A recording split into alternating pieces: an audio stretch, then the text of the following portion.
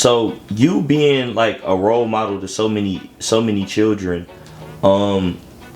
it there's another thing that I actually want to ask you, because it seems like that you know how to create and find the balance in between being a role model to so many other children that you don't directly father. You just might be a mentor or father figure to them, and actually just being yourself.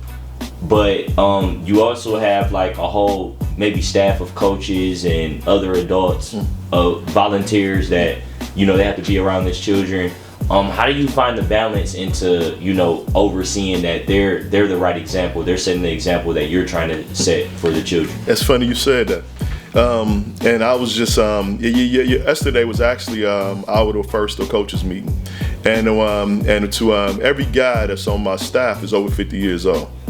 And it's not by accident, it's by choice. And I got two crazy male men. I got my one partner run Better Made Potato Chips. He's the general manager. The other guy that coaches with is he has a construction company and he haul freight.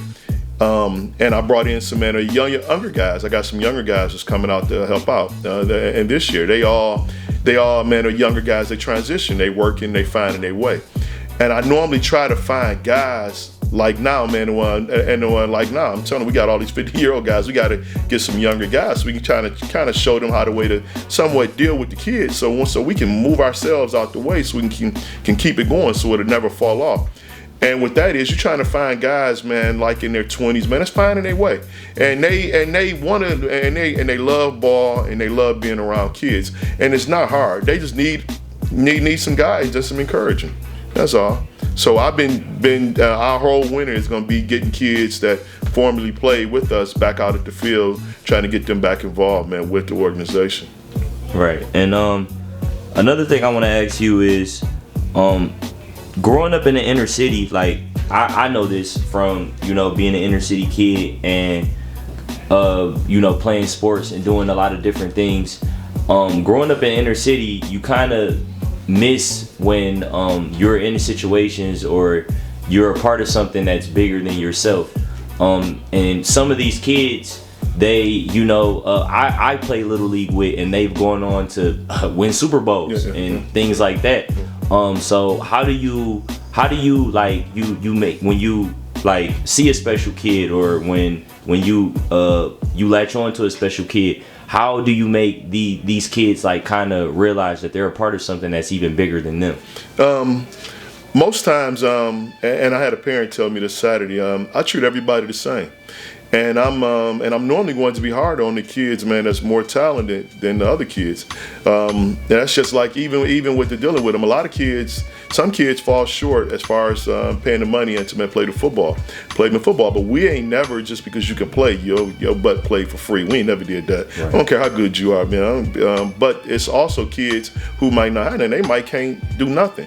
So it's a fine balance. But the ones, man, that's super talented and they got more talent than others, you just be harder on them. Kids love discipline. No matter what they tell you, man, kids love discipline. Every kid love a good foot to the ass. And I ain't spared no rod. I done pieced up a couple of jokers, man, but I ain't did it, man. I ain't did it out of anger. Right. So, man, I didn't did it, man, because I cared. So, right. If you mess up in school, man, it's been the same rules. You mess up in school, you don't play, man, or your mama better not call me, because you better not, man, or anybody mama, man, she better not come on the field and tell me you did nothing crazy, because you might get it right there. So it's been the same thing, and the kids respect that. Right, definitely. What is some advice you would have to a kid growing up, whether in the suburbs, inner city, that they want to be a student athlete, they're in school and they're in high school right now and they're looking to go to college and play sports? What is some advice that you have for them? And if you love it, chase your dream. Hey, man, or you're going to get 100 people telling you, man, you can't do all. That's impossible. Ain't nobody from this school ever did that.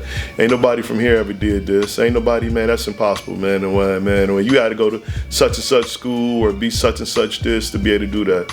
Don't give up on your dream. Chase it. Right. And also, moving forward, we've all been affected by the COVID-19 pandemic. I just want to send,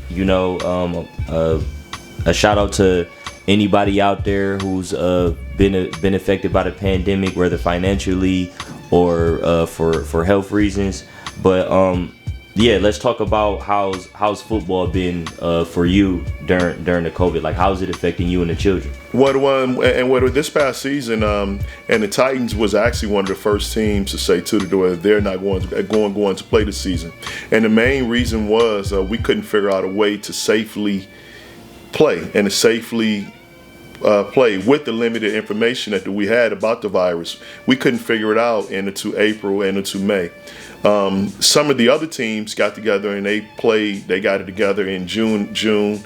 They started up in June and they played, but we couldn't come up with a way to actually pull it off. Plus, most of our volunteers, they all had risk. And to most of the people that's out there volunteering with us, they were high risk. So we didn't want to take a chance on somebody coming out volunteering and they wind up sick or they wind up with some conditions that they can't get rid of. So we shut it down. Well, we are actually getting started. We didn't got started. Yesterday was our first meeting. We are actually getting started for the upcoming year. We're going to get back to rolling like we've been rolling over the years. Right. And you also mentioned, I don't know if I'm supposed to say this on camera, but you also mentioned that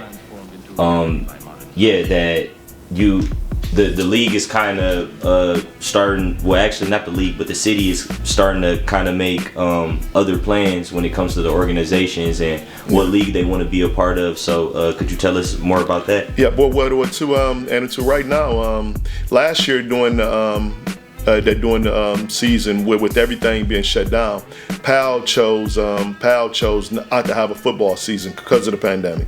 So it was a lot of other teams and presidents that still wanted to play. So they got together and they started a league, and the league was Greater Detroit Youth Football, and to what they did was that they played the season and under a lot of odds. Ain't nobody expect them to actually be able to play no more than 3 or 4 weeks. They was able to play all the way into the semifinals of the playoffs.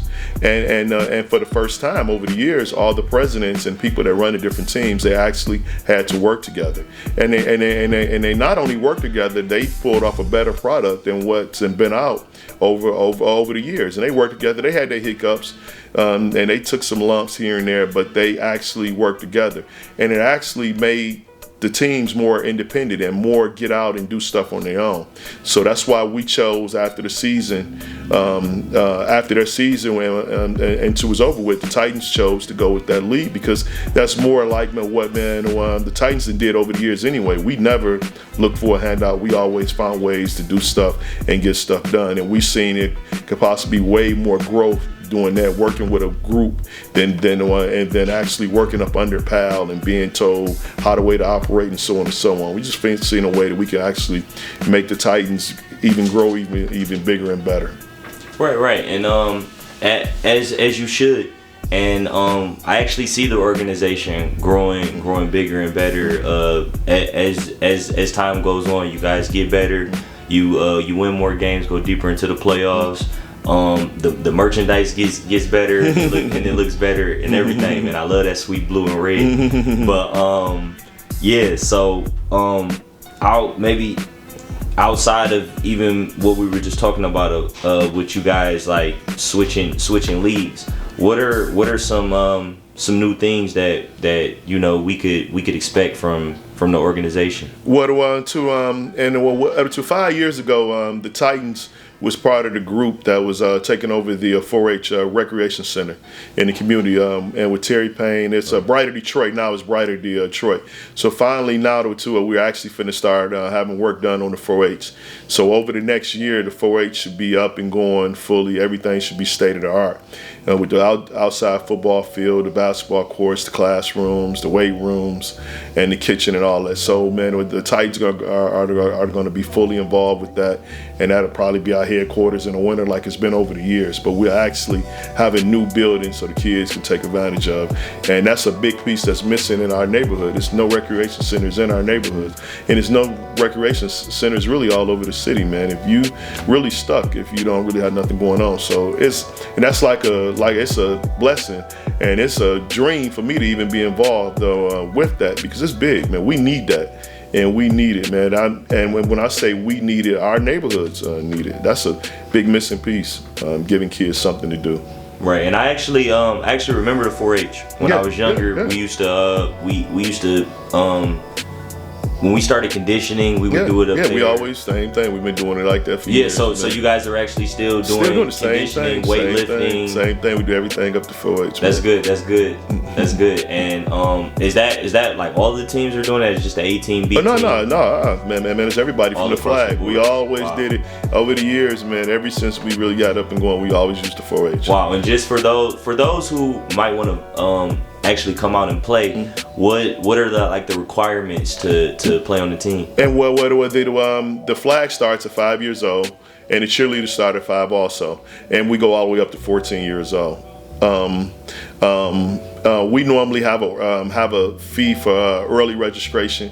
Our fees are normally nowhere near as high as everyone else's, and our whole thing is to get the kids out playing. And we normally do different stuff to raise money.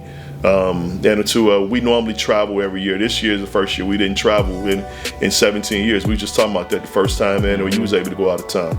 So this was the first year we didn't travel. But we normally just try to do a whole lot of family-oriented stuff. We take the kids to church every year. Man, we try to do a lot of family-oriented stuff. And so we normally have more kids that play all their years through the program than anybody else. This year we had 8 boys and 3 girls. So those are the kids that aged out. They play 8 years all the way from the D team all the way up. And this year coming up too with our seniors graduating from high school, we have 13 kids going to school and for football. So, man, I think we got a couple of girls that's going to be graduating college that's doctors. So we have a lot of stuff that over the years out of that particular neighborhood that we've been able to get in. We ain't been doing no real recruiting or nothing. We just been getting the kids out of our community.